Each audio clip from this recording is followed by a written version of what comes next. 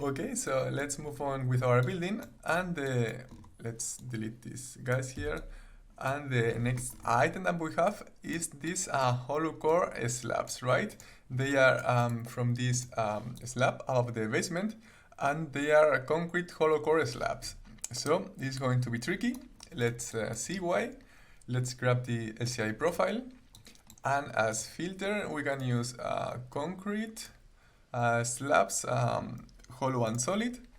And here there are different options.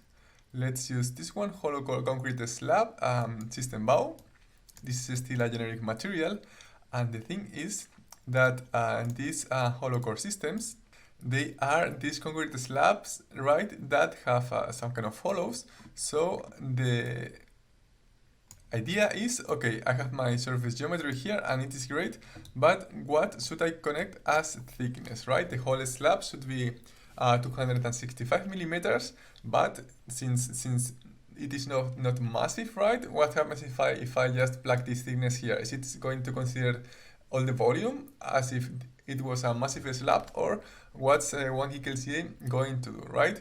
The best thing that we can do is to come to the website, right, to the web interface, and here we are just going to get this hollow core slab material, and okay, there we go, concrete slabs, hollow, system bow, that's the one that we're using. And since I was announcing in the Rhino chapter, what we can do is click on this question mark here and take a look to the information of this particular material, right? So to see what we are considering, right? So we can see a description here and technical characteristics and so on and so forth.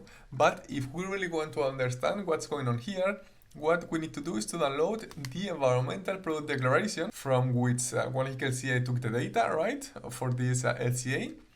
And there it should be clear which kind of data they are considering.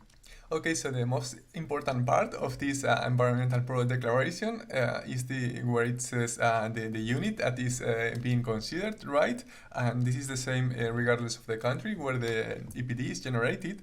So in this case, okay, it says that it considers a square meter of hollow concrete slab as it is produced in the factory, right? So including pre-stressed strands and also considering hollow elements, right? And more important than that, when we come down here, it says that it uses, this makes reference to a slab of 26.5 centimeters, right? Just as it comes out of the factory. If you want more details of this, what you can do is to go to the website of this fabricator, right? And that's what I've just done. So here we can see the actual. This is system bow, right? Which was the name of the author of the environmental product declaration. So this is my slab, 265 millimeters thick, with my pre-stressed strands here, and also my hollow elements. So everything looks nice. So if I come back to Grasshopper, that should be nice for my slab, which is 265 millimeters thick, right? But what happens if I want to change the thickness of that, right? Because the environmental product declaration, it says it specifies a 265 millimeter thick slab, but if we change the thickness, let's say that everything is not going to change proportionally because the size of the hollow elements is different and so on and so forth. So how should I consider the mass of my slab?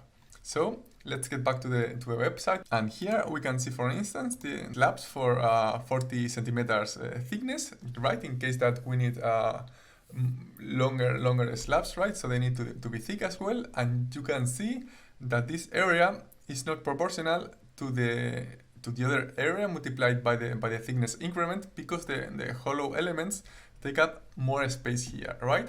So we need some way to convert the thickness. There are two possibilities, in my opinion, if you want to do this precisely. The first possibility would be to draw the section in Rhino and then divide the area, right, of this 40 centimeter slab by the area of the other thinner slab, and then you can get this factor and multiply the thickness of this thicker slab by that factor. Or if you don't want to draw that, what you can do is to get this parameter here, in this case, weight for transport, because this factor is going to be proportional to the area of your slabs, right? So that's what I did in the end. This is a small trick. Exactly. So here we go, and LCA profile, it should be this guy here. And basically, I'm taking the area of I'm calculating the volume of these elements, right? That should be the area multiplied by this thickness, and I'm going to apply a correction factor, right? So the correction factor is going to be the weight of those elements, right? Because the weight is proportional to the cross section, and I specify that as volume. And if I do that, everything should be okay, right? And of course, this factor is lower than if we were just plugging 40 as thickness, right? 400, because that's not accurate because of the hollow elements and so on and so forth. So now I just need to connect these constructions to my run LCA parameter. And by the way, if you don't want to compute every time you connect something here, you can click into log solver, as I've just done. And I connect the other eye here, and let's get log solver out. And now, we can see that if we hide these input elements, we can see that we are getting results for my hollow core slabs. This actually in green color, even though there are concrete.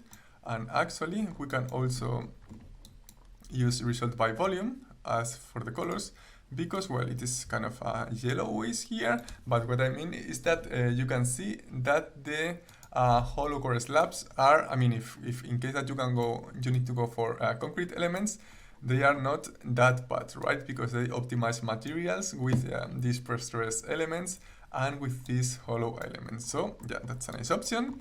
And yeah, that's basically how you deal with tricky LCA profiles, right? You have to read carefully the environmental product declaration. You might need to go to the website of the fabricator, of the producer, and that's how you can model these quantities in a very accurate way, basically.